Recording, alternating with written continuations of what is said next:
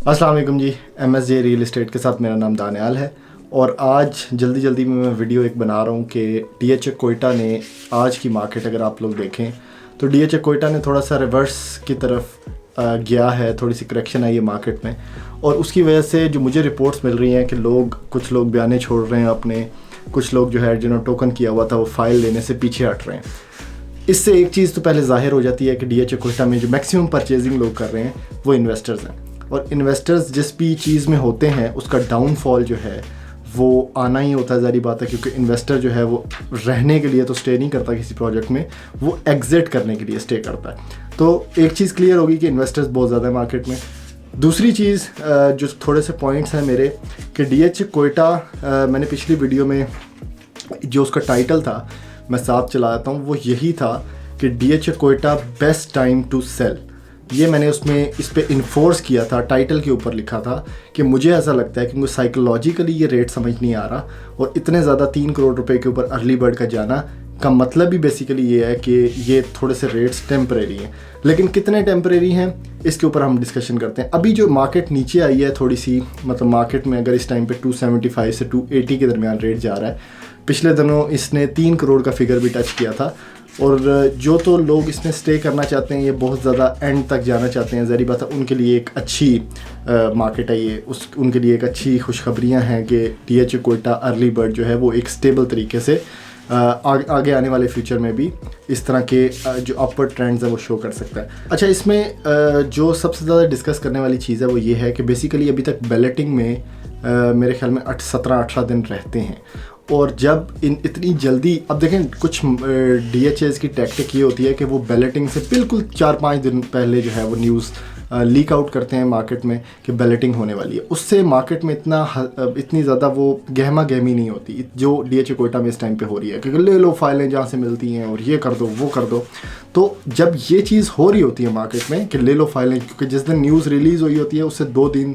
दिन तक इसके आफ्टर इफेक्ट्स रहते हैं, ले लो मार्केट में ये कर लो वो कर लो। तो जब मार्केट में अब 20 दिन का गैप है बीच में, 20-30 दिनों का, और बैलेटिंग की डेट जो है वो 30 मार्च है, तो 30 मार्च तक ये थोड़ा बहुत ऊपर जाना थोड़ा बहुत नीचे जाना इज़ बाउंड टू हैपन, क्योंकि इसी तरह ही होना है। एकदम अगर रेट 3 करोड़ पे जाएगा तो जब टिप ऑफ द आइसबर्ग ऐसे बनेगा, ज़ाहिर बात है वो मज़ीद ऊपर जाएगा तो वो गिरेगा थोड़ा सा, तो वो गिरेगा तो फिर एक पहाड़ की शेप इख्तियार करेगा, उसी को हम कर्वेचर कहते हैं, उसी को हम कर्व कहते हैं। कहने का मकसद ये है कि ये 30 मार्च तक जो मैं इस मार्केट को देख रहा हूँ इसने कभी ऊपर जाना है कभी नीचे आना है। तो जिन लोगों ने, जो लोग सोच रहे हैं कि यार 3 करोड़ रुपए पे मैंने फ़ाइल बेच देनी चाहिए थी, ये कर देना चाहिए था, वो कर देना चाहिए था, तो मुझे ऐसा लगता है कि मार्केट वापस बैलेट के करीब डेट्स में उधर तक जाएगी, तो आपके पास बेस्ट टाइम है उससे एग्जिट करने का। अगर आप लोगों ने बैलेटिंग के बाद का वेट किया,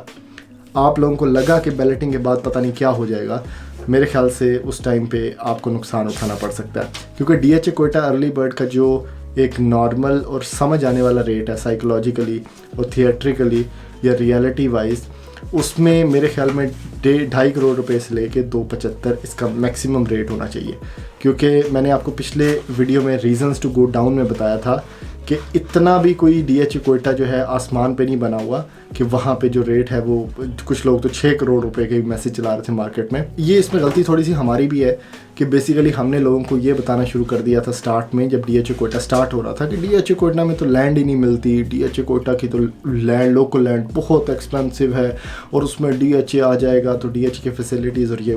ये सब कुछ टाइम के साथ अच्छा लगता है। यानी जो सोसाइटी जैसे कैंट है बेसिकली, वहाँ पे वो कोई आज तो नहीं बना, वो 60-70 सालों में उसने वो शेप इख्तियार की है जो आज आपको रेट वहाँ पे मिल रहा है। यानी 3.5-4 करोड़ रुपए का अगर कैंट में कनाल का प्लॉट आपको मिलता है तो उसने ये शेप इख्तियार करते करते बहुत ज़्यादा स्टेप्स लिए, बहुत अरसे के बाद वहाँ पे जाके ये रेट हुआ है। ये चीज़ कोई नहीं बताता, तो टाइम लगता है इन चीज़ों को वहाँ तक जाते हुए।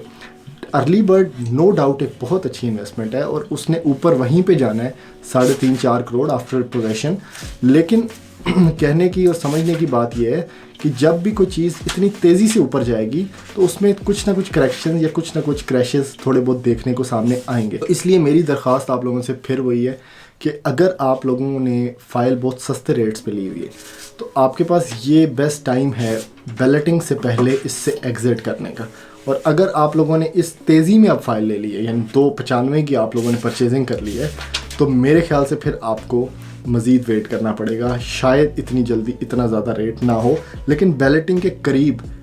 मेरे ख्याल में थोड़ा बहुत रेट इतने पे दोबारा आ सकता है। वो आपके पास एक चांस होगा दोबारा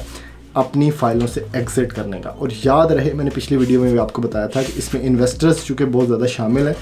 तो इन्वेस्टर का काम टोटल ये है कि प्रॉफिट लेके वहाँ से एग्ज़िट करके कोई और ऐसा प्रोजेक्ट ढूंढ के जहाँ पे इतनी ज़्यादा देरी ना हुई हो वहाँ पे जाना। तो जब इन्वेस्टर्स का पैसा इसमें से आउट हो जाएगा तो इसका रेट वही 2.5 करोड़ रुपए से लेकर 275, जो कि जहन को समझ आती है बात। फिर इसमें एलोकेशन वाली फाइल्स की भी मैं इस दफ़ा बात कर देता हूँ, पिछली वीडियो में बात नहीं हो सकी थी। एलोकेशन भी बेसिकली अर्ली बर्ड को फॉलो करते करते और उसने कोई एक 40-45 का फिगर टच किया पिछले दिनों में, आज वापस एक 33-34 लाख रुपए पे आ गई।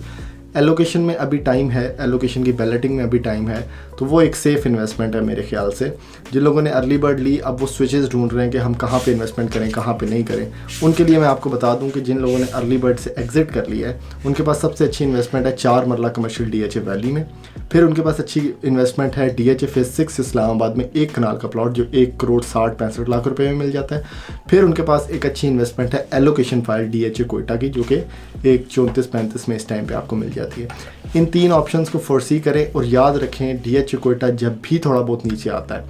वो बेस्ट टाइम है आपके पास इन्वेस्टमेंट करने का। तो जो लोग अभी सोच रहे हैं कि 2 करोड़ 60-65 लाख रुपए पे अर्ली बर्ड आ गया या 75 लाख रुपए पे आ गया, उनके लिए बेस्ट टाइम ये है कि वो इस अपॉर्चुनिटी को ज़ाया नहीं करें, इसमें मैक्सिमम परचेजिंग करें।